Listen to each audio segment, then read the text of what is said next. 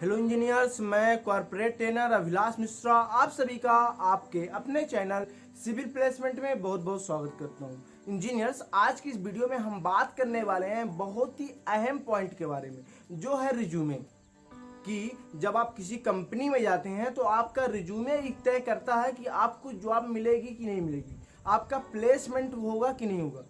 तो रिज्यूमे एक बहुत इंपॉर्टेंट पार्ट होता है। इसमें हम बताएं कि रिज्यूमे बनाने का सीक्वेंस क्या होता है, साथ ही साथ हम कवर करेंगे कि उसमें क्या मेंशन करना चाहिए और क्या मेंशन नहीं करना चाहिए। यदि आप इसके बारे में डिटेल में जानना चाहते हैं तो हमारी इस वीडियो को लास्ट तक जरूर देखें। तो इंजीनियर, आप देख रहे हैं जैसा कि आपके पास एक रिज्यूमे है। इस रिज्यूमे में हम कुछ चीजें आपको बताएंगे कि क्या आपको मेंशन करना चाहिए था और क्या नहीं मेंशन करना चाहिए था, और कैसा रिज्यूमे बनाएं कि प्लेसमेंट के चांसेस आपके बढ़ जाएं।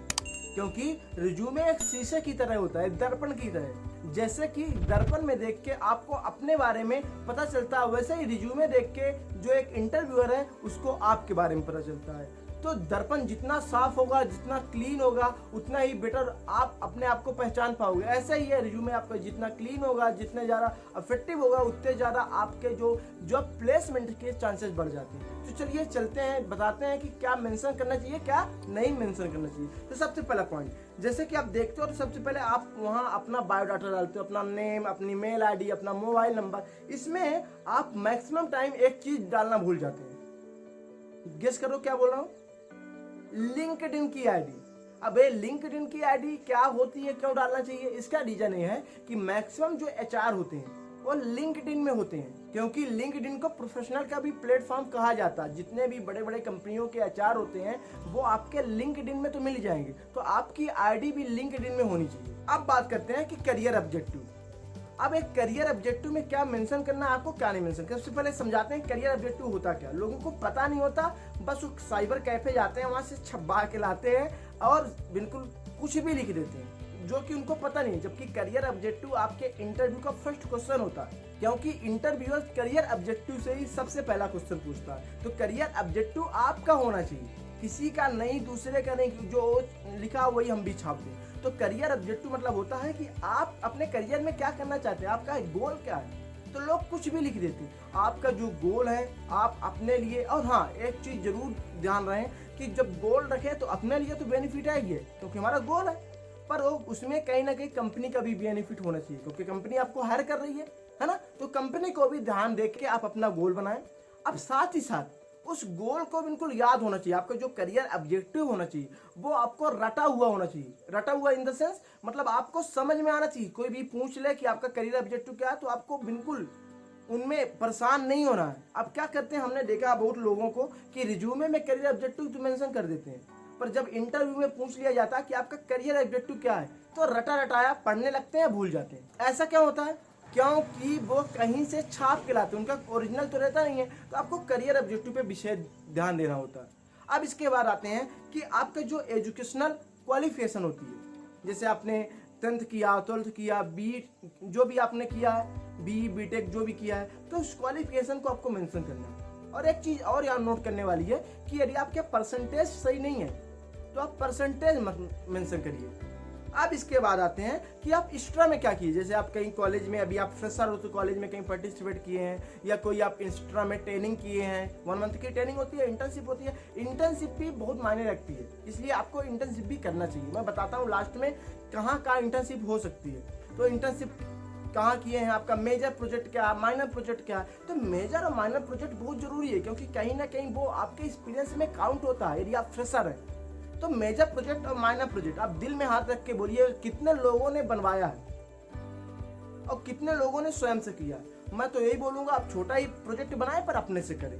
अब इसमें क्या होगा, 2 बेनिफिट होंगे। पहला तो आप जब रिज्यूमे में मेंशन करोगे तो इसमें आपको कॉन्फिडेंट अलग रहेगा, और यदि आप कहीं से बनवाओगे तो आप शो नहीं कर पाओगे उन चीजों को। तो बिल्कुल आपको माइनर प्रोजेक्ट और मेजर प्रोजेक्ट के बारे में डिटेल में देना कि आपने क्या किया है, माइनर में क्या मेजर किया। अब क्या होता है कि जैसे आप टेक्निकल स्किल लिखते हैं, हम देखें बहुत रिज्यूमे में टेक्निकल स्किल लिखते हैं। टेक्निकल स्किल में क्या लिख देते हैं, जो भी है आपकी बीबीएस आता है सर हमको, क्वांटिटी सर्वे आता है सर हमको, बिलिंग आती है, और आता कुछ नहीं है। तो मेरा कहने का मतलब यदि आपसे आता है, यदि आप उस पार्ट में परफेक्ट है तभी आप मेंशन करें, अदरवाइज आप मेंशन मत करें उसको। अदरवाइज जितना पार्ट आता है ईमानदारी से वही पार्ट आपको मेंशन करना है। अब हमने क्या देखा कि कोई बंदे क्या करते हैं कि रिज्यूमे ढूंढते हैं ऑनलाइन, और जो ऑनलाइन रिज्यूमे आता है उसी का बस नाम अपना चेंज कर देते हैं, और कभी कभी तो नाम चेंज करना भी भूल जाते हैं और उसी को ले जाके चिपका देते हैं। उसमें क्या है, जो टेक्निकल स्किल होती है दूसरे की होती है, आपकी नहीं होती है। तो आपको जो आपके अंदर है, यदि आपको बीबीएस बनाना आता है, यदि आपको एस्टीमेट बनाना आता है, तभी आप मेंशन कीजिए, अदरवाइज कोई मतलब नहीं। अब बहुत लोग क्या करते हैं कि सॉफ्टवेयर स्किल में ऑटोकैड, देखिए ऑटोकैड एक सिविल इंजीनियर के कंपलसरी है, क्योंकि यदि आप सिविल इंजीनियर हो तो आपको ऑटोकैड आना चाहिए। तो ऑटोकैड बिल्कुल आप लिखो, पर आपको ऑटोकैड का नॉलेज होना चाहिए। हमने एक इंटरव्यू में देखा कि वहाँ इंजीनियर लिखा था ऑटोकैड, डिटेल ऑटोकैड नॉलेज में। अब क्या था कि जब उससे पूछा गया कि आप सबमिशन ड्राइंग बना लेते हो, सबमिशन ड्राइंग जो नगर पालिका से हम पास कराते हैं, तो बोला नहीं सर। वहाँ क्या होता है, जो इंटरव्यूअर का इंप्रेशन होता है आपके प्रति वो थोड़ा खराब हो जाता है कि ये झूठ बोल रहा है अभी से। तो हमारे यहाँ तो जब काम करेगा तो झूठ कितना बोलेगा। तो आपको गलत नहीं मेंशन करना, नहीं आता तो बोल दो सर मैं सीख लूंगा, या नहीं है उसमें मेंशन ही नहीं करूँगा। क्योंकि मैं आपको एक चीज़ और बता दूं कि जितने भी क्वेश्चनिंग और आंसरिंग होती है इंटरव्यू में, वो मैक्सिमम आपके रिज्यूमे से होती है। रिज्यूमे भी कई टाइप के बनाए जा सकते हैं। जैसे आप जा रहे हो सर्वे डिपार्टमेंट पे इंटरव्यू के लिए एज ए सर्वेयर, तो वहाँ आपको बिलिंग का क्या काम, तो आपको आप खिचड़ी नहीं बनाने रिज्यूमे, आपको दिखाना नहीं है। यदि आप सर्वे के लिए जा रहे हो तो सर्वे का आप देखो, सर्वे में जो लगता है, सर्वे का जो नॉलेज है उसको मेंशन करो, बिना मतलब की चीजें मेंशन करने की जरूरत नहीं है। तो आपको सबसे पहले उसको ही मेंशन करना है जिस फील्ड में आप इंटरव्यू के लिए जा रहे हैं। जैसे साइड इंजीनियर के लिए जा रहे हो, साइड इंजीनियर की जो रिस्पॉन्सिबिलिटी होती है उसको मेंशन करना है। यदि आप बिलिंग इंजीनियर के लिए जा रहे हो तो जो बिलिंग इंजीनियर की रिस्पॉन्सिबिलिटी होती है उसको मेंशन करना है। अब क्या होता है कि हम देखें पर्सनल डाटा में जो पर्सनल इंफॉर्मेशन लोग देते हैं, उनमें क्या करते हैं, अपना डेट ऑफ बर्थ जो भी है दे दिए, और उसमें हॉबी, जो कि मैं पिछली कई वीडियो में आपको बताया हूँ कि हॉबी में क्या लिखते हैं लोग, प्लेइंग क्रिकेट, लिसनिंग म्यूजिक। अरे भैया, यदि आप वहाँ साइड इंजीनियर के इंटरव्यू के लिए जा रहे हो तो क्या आपसे वो क्रिकेट खिलवाएगा, क्या आपको गाना सुनने के लिए देगा, नहीं देगा। तो आपको वहाँ वही चीज़ मेंशन करना है, आपको अपनी हॉबी वही मेंशन करना है जो उसके लिए फायदेमंद हो। जैसे I am good team leader. अब क्या है, यदि आप गुड टीम लीडर हैं तो कहीं ना कहीं एक साइड इंजीनियर के स्ट्रेंथ होती है, तो कहीं ना कहीं आपको बेटर साबित करता है। यदि आप प्लेइंग क्रिकेट कर दोगे कोई मतलब है क्या, नहीं है। तो हॉबी भी वही लिखना है जो आपकी कंपनी के लिए बेनिफिट है।